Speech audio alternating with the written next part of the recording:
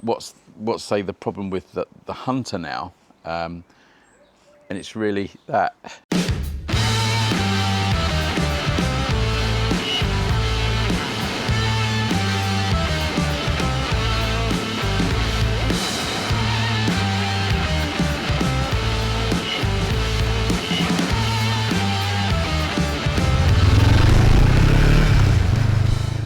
Right, so here we are.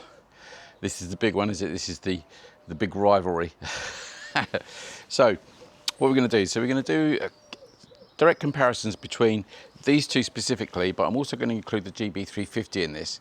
I've had experience with the GB350, and I think it's relatively straightforward to sort of compare them, because the similarities between certainly two of these bikes is very close, and one of them is slightly different. But I thought it'd be interesting to really give people a guide on, you know, what I think on the bikes and what the sort of major differences are between the two. So if we take styling first, the styling on a motorbike is always sort of it's in the eye of the beholder, isn't it? And I think all three bikes have a particular style of their own. I think if I had the three bikes lined up together, what would I go for just on purely styling? And that's removing the extras that are on the Hunter here. I think I would probably go for the Hunter just on the basis that I just love this colour scheme, and I think that's quite important to point out, that particularly the Bantam and the Hunter, they have a nice range of colour schemes, which I think if you can't find one that you like, I think it'd be pretty surprising. Whereas the GB350 is a bit muted in its colours, isn't it, really? And I don't think Honda have gone that far in sort of giving you plenty of options, where these two bikes have. That may be from where they're made. Maybe the Indians are just better at spraying, doing multiple colours. But I think Enfield always knock it out of the park with their colours. But I think BSA have done a great job with the Bantam, particularly in the colours like I like this, one of the few bikes I like in all black, but also the silver and yellow, which I think is fantastic.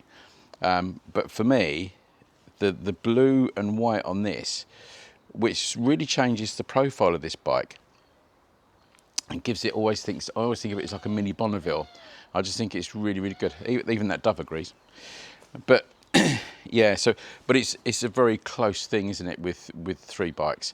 But from colours alone, a selection, I think the Bantam and the Enfield win it here, really, and the Honda sort of sits behind that. But that's personal choice, isn't it, at the end of the day? So let's look at sort of the dimensions of the bike and what differences there are there. Well, interestingly, the Bantam and the Honda are very, very similar, same length, 1,440 millimeters. The Enfield is 1,370. So you're looking at what's that, about 70 mil, 7 centimeters, which is quite a lot. That does show up, particularly between these bikes, because the Bantam and the Honda feel like large bikes. They feel like a big bike, whereas the Enfield does feel much smaller. That they've sort of built it to the capacity of the bike, if that makes sense, and it does feel like a more compact bike. Seat height wise, again, the BSA and the Honda are identical, about 800 mil seat height, and the Enfield is 780. So a little bit lower. The thing that sort of changes these bikes, though, in particular the Enfield, is the width of the seat. And I don't think people realise how, even though you might get an impression that the bike is a certain height, it's the width of the seat which affects how far you can spread your legs, basically, when you're trying to reach the ground, and that changes things enormously. And the Enfield, I think, the width of the seat does affect its, if you like, the rideability of it for short people, whereas the Bantam doesn't seem to suffer from that, and it seems much narrower. The Enfield has got this, sort of hourglass feel to it, where the Bantam doesn't do that. The Honda does to a little bit, but it's a bit narrower at the front of the seat. Weight-wise, the Honda is the lightest in the group, at about 178 kilos. The BSA is slightly heavier than the Enfield, about 186 to about, or 185 to about 182. So not a great deal, but it depends where that weight is, isn't it? You know, if it's higher up, if it's lower down, it affects, you know, we know it's like when you get things like GSs and stuff where the weight is quite low down because of the boxer style engine. It makes a big difference. Particularly when, if they're short people getting on the bike, when they swing the leg over, it's that slight pendulum effect. And there's another point on that. How far do you have to swing it to get it upright? Now the Enfield with they do drive me mad with their side stands. The side stands on a lot of Enfields seem to be too high up for me. They put the bike too erect. It's too upright, which is okay to a point because it's easy to, you know, get the stand down. You're not leaning it too far.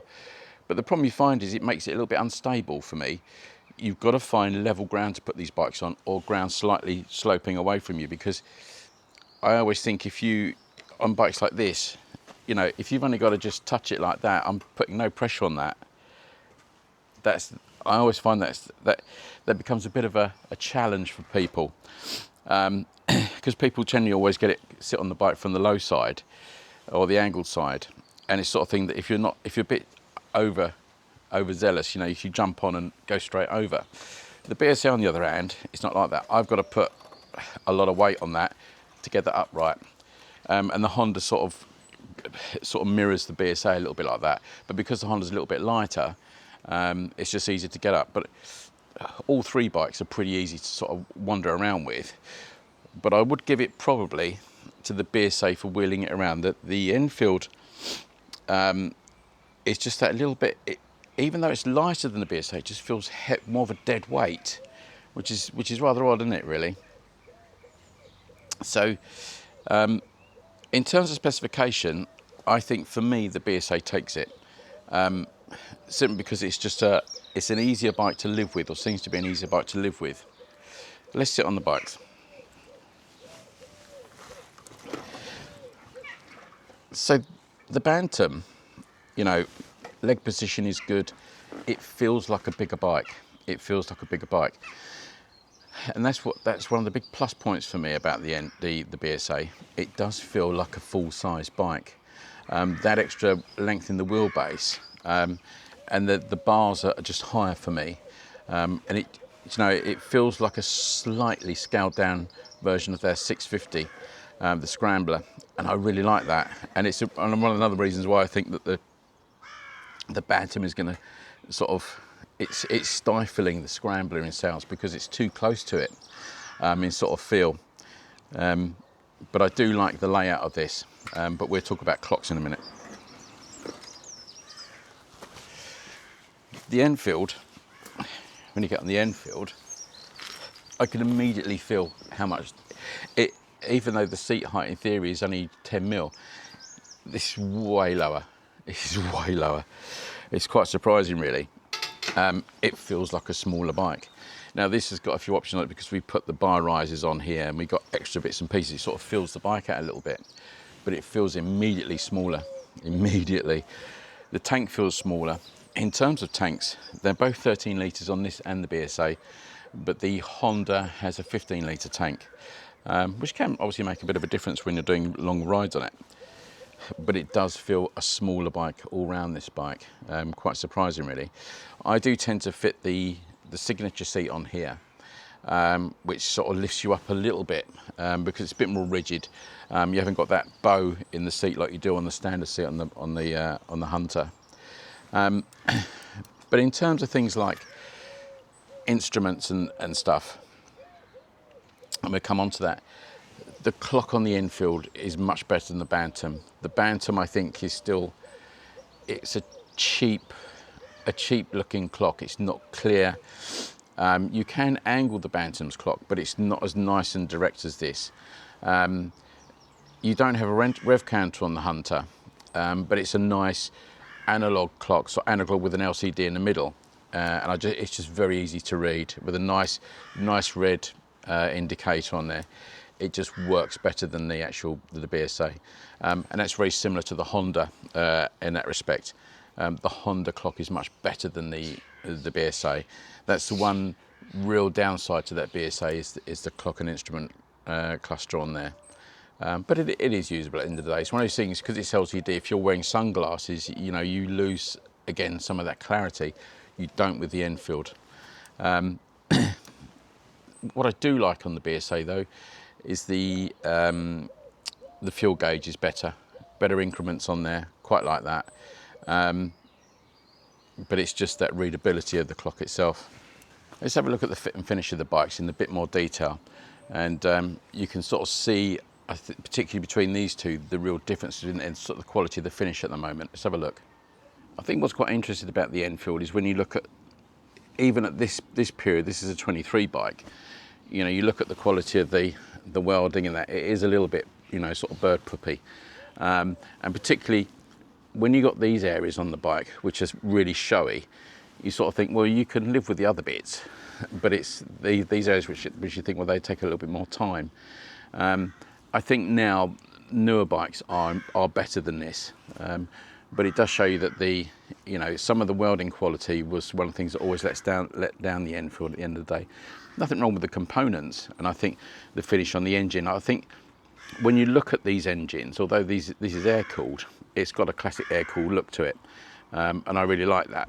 I think the actual profile and look of the engine on the Enfield is way better than the GB350. I think the GB350 just looks a little bit, it's not quite the right way, but it looks a little bit cheap in its look. I know that might sound odd, but that's the only way I could sort of describe it, really. But in terms of components and stuff, you know, the brakes between this and all three, they're all very similar. You know, the bi-breeze for this and the BSA are very good. But the actual, you know, this has done quite a few miles now, and it's still looking good, and it needs a good clean, but it's still looking in good condition. Although we've got a few added extras onto here. The wheels are very good. We've changed the tyres on here. We've got the Bridgestones on here now, which does make a big difference. I think all the tyres you get on standard bikes, apart from the Honda, would improve the bike if you put some decent tyres on. But all the sort of regular stuff, all nuts and bolts and things, there's no rust on this bike at all. It's really, really good. When you look at the BSA, if we look at the same part on the BSA, you know, these areas here, the welding's much better. It's much better, without any shadow of a doubt. They paid more attention to those areas, I think. And I just think that's important. Bits you can see are important. When you look at the front again, you know, it's just matching the Enfield. If anything, this is slightly nicer. I think it's slightly tighter than the Enfield. The wheels are great. I like the little flashing they put on the wheels. I think they also have Bantam on one side of these little flashings. So you have the Bantam in white there. It's just nice little touches. Nice little touches. The radiator's not too big. People do complain that this cuts in too often, but I've not had that problem, to be honest with you. I found it not intrusive at all. Again, what BSA managed to do with this is that they've given it the air-cooled look, if you like, with all the fins and all the rest of it, rather than a very straightforward water-cooled engine block. They've not done that. They've given it fins and all the rest of it, similar to what, you know, Triumph do and all the rest of it. But it's just good, and I like the styling cues from the original Bantam, when they're giving that sort of pear drop or sort of bullet shape, if you like, to the casings there. Really good. And the quality of the finish on the tanks is fantastic. Yes, these are stickers, but that's the same as the Enfield at the end of the day. But it's under the gel coat, so pretty well protected. And I have noticed over the period with all my Enfields that the Enfields do scratch quite easily. Whether these will or not, I don't know. But I think that the paint on some of the Enfields is quite thin. I like the seat. It's a nice sort of classic seat, isn't it? With the nice stitching and all the rest of it. But it's proportionally, I just think that the BSA is very, very good. It's got a nice proportion to it, which is really important for to please the eye. That's really important. The seat on the Enfield, you know, is what it is, but you see what I mean about the width of it, which you lose some of your height. You know, you lose the ability to get your feet down, and that's quite important. But otherwise, you know, the bikes are what they are, and it's whatever is your style and what style you prefer, really. But both of these are good. I think they're more interesting than the GB350. I think the GB350 is a very safe bike in terms of its look. I think these have got more character to them than GB350. I think Honda have played it a little bit too safe for me, even though it's a really good bike in its road presence and all the rest of it. Right, let's get these bikes out on the road. So I'm going to start with the GB350. So now I'm using some of the footage that when I tested this bike previously, and it was an absolutely appallingly wet day. It was some time ago, but I wanted to put an up-to-date commentary on here and what I think about that bike now compared to these three. So let's do the GB350 first, and then we'll get out onto the Hunter and then the Bantam. Come on, let's do that. So in terms of the three bikes, the two which are more closely aligned are this GB350 and the Bantam, and that's mainly because of the size.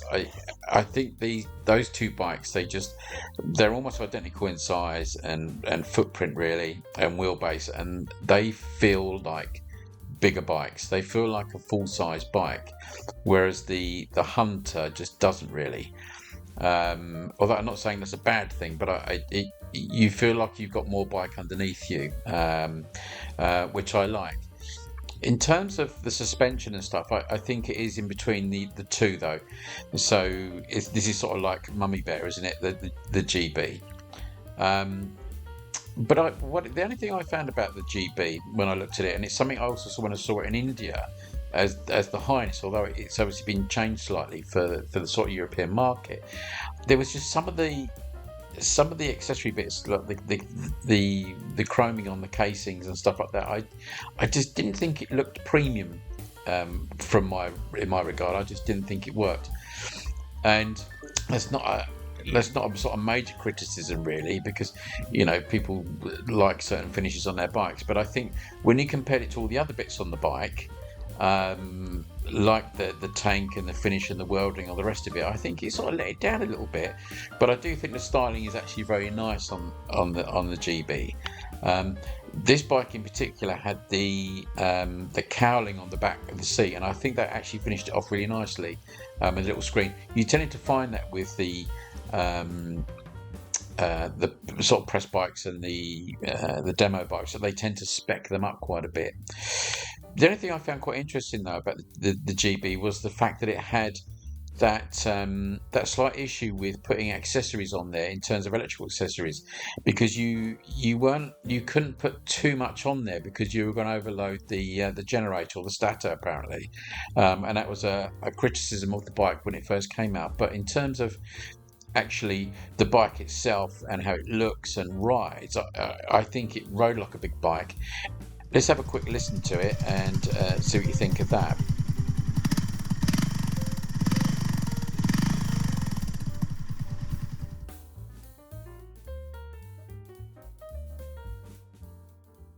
Right, so the Hunter. The thing you immediately notice on the Hunter, apart from the size of it, is a much smaller bike after having ridden the Bantam for the last couple of weeks. Is that thumping engine. I'm a huge fan of the J series. I just think it will go down as a classic engine in the years to come, because it is absolutely superb. But it's so noticeably different from the Bantam, and that's really because of the water-cooled nature of the Bantam, high compression. This is a thumper, the BSA isn't. And that's very, very noticeable, and that's very similar to the GB350. The GB350 is more of a thumper, it's a long-stroke engine. So, but I think where the Enfield suffers a little bit, really, is in its suspension compared to the other bikes. I just think that the suspension on this bike is just way too hard. And that's why my camera has just decided to flip down a bit. Because it's so stiff, the suspension on this. You get used to it. Now, this bike has done coming up to 6,000 miles, so you would think that the suspension would be sort of a bit more compliant by now. But it's not. I mean, when Karen rides this bike, she's not, she's only slight. So there's no great extra weight going on this bike when Karen rides it. So, and we've got it wound off as far as it'll go. You could improve that, but I think some bikes, they tend to be, you know, bad on the front or bad on the back. This is sort of like stiff on both. You know, you get those sort of drain covers and stuff like that. You sort of think, oh no, this is going to be painful. It's a bit of the feeling I get when I get on my Stornello. It's a bit like that. And it is stiff at the end of the day. One thing where I think it really does score though, now even though this bike, the Enfields and all the J series have the same thing, they only have 5 gears, you never feel you've run out of gears. Now the BSA's got 6 gears. But you get to the 6th gear quite quickly. It's quite, you know, the ratios are pretty close. The top speed on the Bantam will be better than this, I think, purely on the basis of its, you know, the amount of legs it's got. But in terms of, do you feel you run out of brakes on it because you only got 5? No, not at all. I've never felt that. Even with my Meteor, it's the same. You know, I always feel that I'm, even at sort of 65, I'm really comfortable. I'm not thrashing the bike, and you're not on these, which is one of the joys of the J series engine. The fueling and the I think the ECU is slightly adapted on the Hunter compared to the other 2 bikes in this lineup of the Classic and the Meteor. It's a bit more urgent, this bike, but you know, it suits the personality of the bike. And that's one of the clever things that Enfield have done. You know, they've taken 3 platforms using the same engine, but they all feel totally different. You wouldn't know you're riding the same engine on these bikes, if that makes sense. They're really clever in how they develop the 3 bikes and to make them feel all different. You know, you could have one of each bike, which we have. We have, luckily, they all feel different and all got their own little characteristics, which I love. But certainly out of the 3 of the J series bikes, this is the most harsh in terms of its suspension setup. And I don't really know why they've done that. You know, I don't really see there was any need to do it. Another thing what I really love about the Hunter is the brakes. Now the brakes on this Hunter, whether it's peculiar to this Hunter or not, I don't know, are fantastic. The front brake is awesome, but a lot of that, as I've said before in previous videos, to do with the levers. They're a very broad lever, which means you get lots of mechanical advantage. You know, I'm not one of these people that likes to just put one finger on a brake lever. I don't think that's a very good idea at all. I like all my fingers on the brakes when I'm pulling up. That's what they were designed for. But you get a really good feel on the brake lever. You can put plenty of pressure on it, and it brakes fantastically, this bike. Really good. Of all the bikes I've had over the years, this has been the best at pulling up by far. To the point where it's really noticeable. And a lot of that is to do with the lever design. It really is. Quite surprising, really. Compared to the other 2 and my memories of the GB350, the Hunter is more vibey. Is definitely a more vibey bike. That's for sure. You know, when I go up through the gears, I can feel that right through the saddle.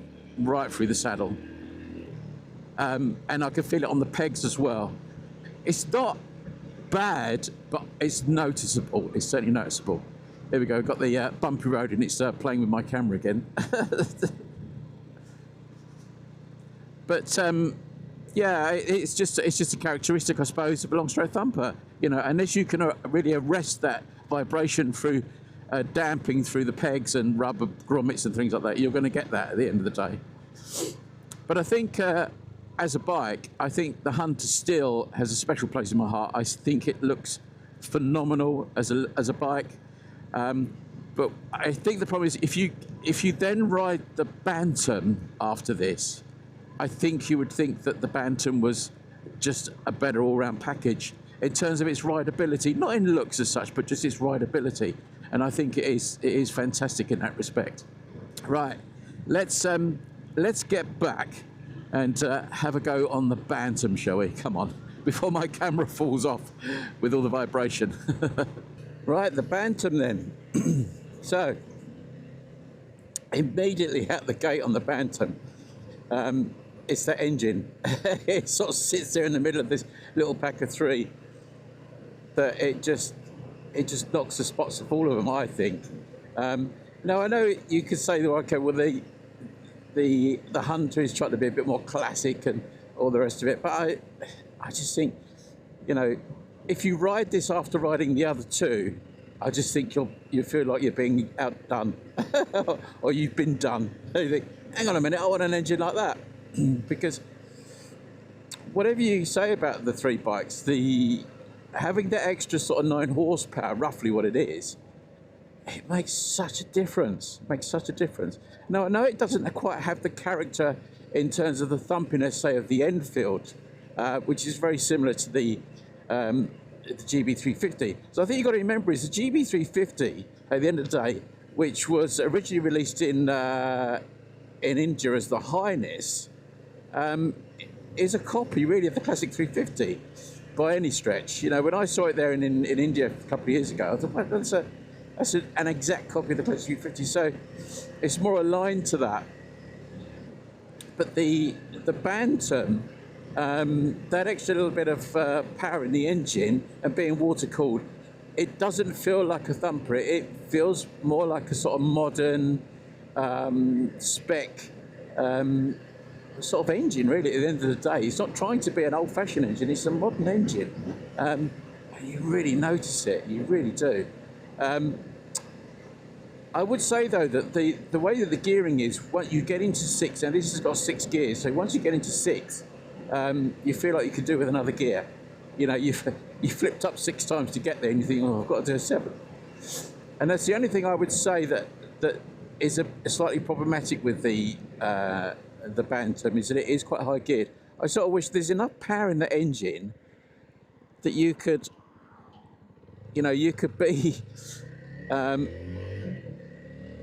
be in 5th and have 6 almost like an overdrive, so you could do those sort of longer sort of tours on it with a bit more relaxed engine. I'm not saying that you're thrashing this engine in 6, but you don't feel like you've got that sort of comfort that you do with the Enfield gearboxes. Maybe BSA should get Enfield to build their gearboxes. Now, there's nothing wrong with the actual gearbox itself. It's nice and snappy. It's not woolly in any stretch at all. I don't get false neutrals, anything like that. It's really, really good. But I'm in top now. I'm in 6. Not, I can barely see that. You do have a gear indicator on it. I'm doing 50 at the moment. And once you open up, you don't feel, with the Enfield, there's a build up to it. It builds up to its, to get in motion, if you like. The BSA doesn't. It's there. It's ready to go. And that's what I like about it. You really do feel like you're on a big bike. You really do. And because of the seating position, I'm more upright. It feels like a scrambler should for me, or like a retro scrambler, not a proper off-roader, but that, like the Bear did. The Bear gave me that feeling that I was really on a sort of deserty sled thing, and that's what this does. It's so akin to the 650 that they've got. I think I've done an incredible job with this. I think they really have. The switch gear is fine. It's all okay. I have my usual problem of forgetting about the indicators. I'm terrible, and I really don't. I do apologise. Yeah, the seat position. The seat is quite nice. I brought this bike back down from Coventry, and I had no issue with the comfort of the bike at all. It wasn't an issue for me, which is really nice. Somebody out on their Triumph 400. Be interested to see what the difference between this and the Triumph 400 would be. The Triumph 400 has a really nice power band, and you really notice it. And this is not, a million miles away from that. The other big plus point of this against the Enfield is the suspension. It's just better. It's just better. It's more compliant. I don't fear when I see a drain cover that, this is going to hurt. I don't get that with this bike. It's much more supple, and you sort of think, it can't be that hard to do, can it? If you've got a bike like the Enfield, which is so good, but it's spoilt by, just overly harsh suspension a little bit, where this isn't. I think the only thing that spoils this bike, really, at the end of the day, is the clock. You know, I can barely see that. I mean, sort of dappled light, but I can barely see the clock on this bike. You know, luckily I could just about see the speed. But things like the revs, you've got a rev counter that goes around the outside of it. You know, it's all LCD. It's such a shame that they went down that route. But at the end of the day, also it's a cheap bike. So I think what we should do is go and have a chat about the running cost of these bikes and the purchase cost of these, because I think that's quite interesting. So let's go and do that now. So what about the costs on these bikes then? So in terms of purchase price, so the Bantam is running at about £3,500, isn't it, mate? 3,495, something like that. And I have seen these discounted to below that, so that gives you pretty much an on-the-road price of 3,500. And it seems like an incredible deal, doesn't it? Which is surprising, really, because you think I don't think people have been struggling to sell these bikes in the slightest. The Enfield comes in about 3,895. Again, you will find those bikes discounted, but you've probably got a £250 to £300 difference between those two. And the Honda normally retails for about 3,995 on the road, so they're pretty close. But the Bantam really does edge it just about in that respect, probably by, let's say, safely by 300 quid. So you've got to say that the Bantam itself is actually extremely good value. What about service costs, though? I think it's interesting with these bikes, particularly the Honda, and it's quite normal, isn't it, now with companies that they give you this thing in the first year. You know, Honda do this random thing, I think, that you know within the first 15 days of running the bike, or X amount of miles, whatever comes soonest. You just think, oh, for goodness sake. And I think because of the way that we ride bikes, you know, we might only go out, you know, I don't know, 10 times in the summer, some people might do. And I think, well, I'm never going to get to that. But you've got to do it to keep your warranty up. So that's quite problematic. But I think where Honda does score over the other two is their service package. So they've addressed the issue with their engine in terms of its need for maintenance, if you like. And they do an incredibly good package. I think it's £300 for like the first 3 years or something. So it's an amazing package, so well worth it. But you are going to be visiting your dealer quite often. The Bantam, because of its by the nature of its engine, when we get around to things like your valve checks and that, it's not so regular. So I think it's 7,500 miles for the first valve check on here, and then once you've got that, that's about it, really, isn't it? So that's pretty good.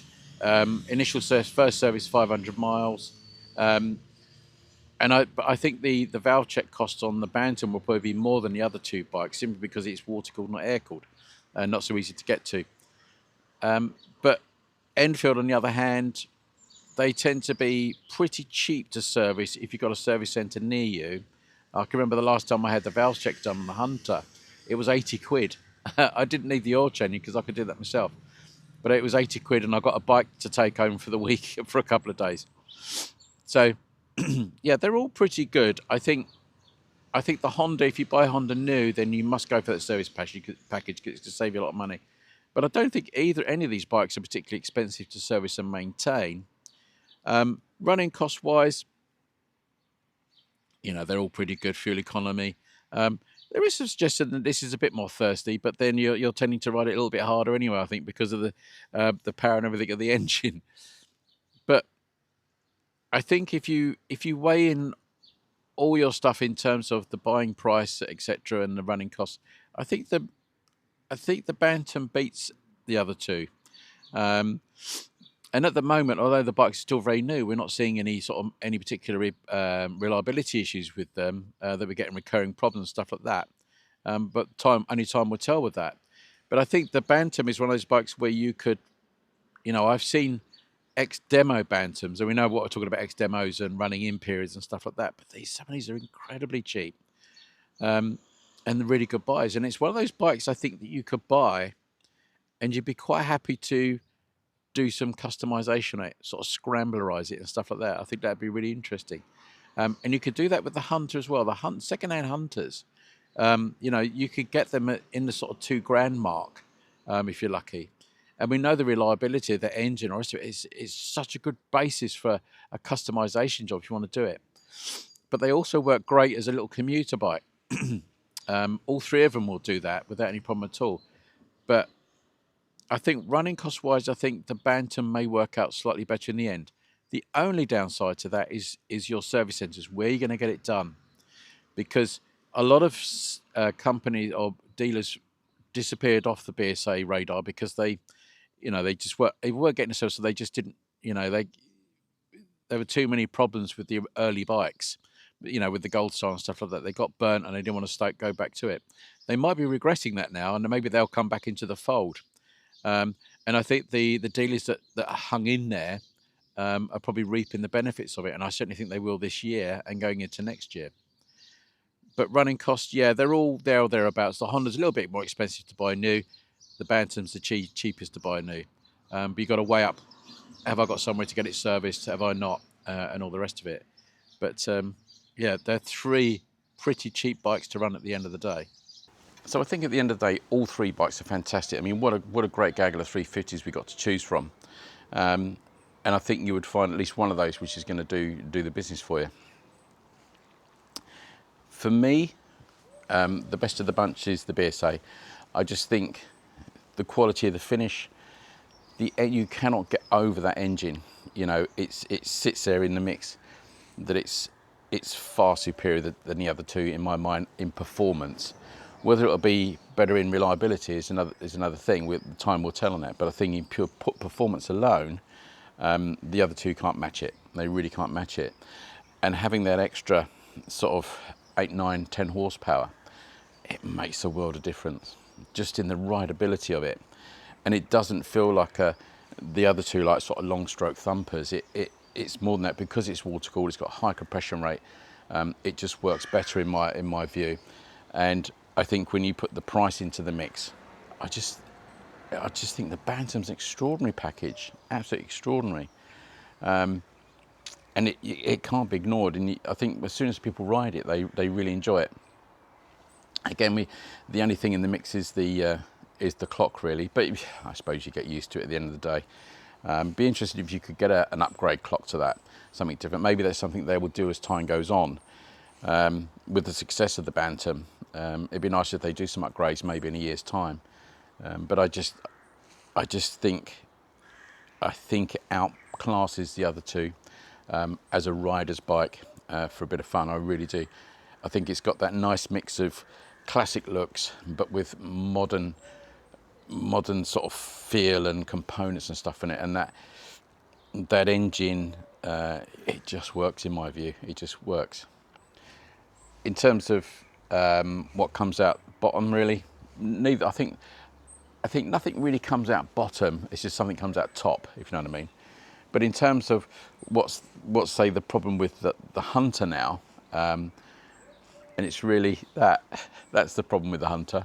It's the Bantam. It's just such a good bike. They're going to have to up their game, aren't they, with the Hunter now? I think they're going to have to do some improvements to it just to keep pace with the Bantam. Right, there you go. That's my view. I'll see you in the next video. Take care.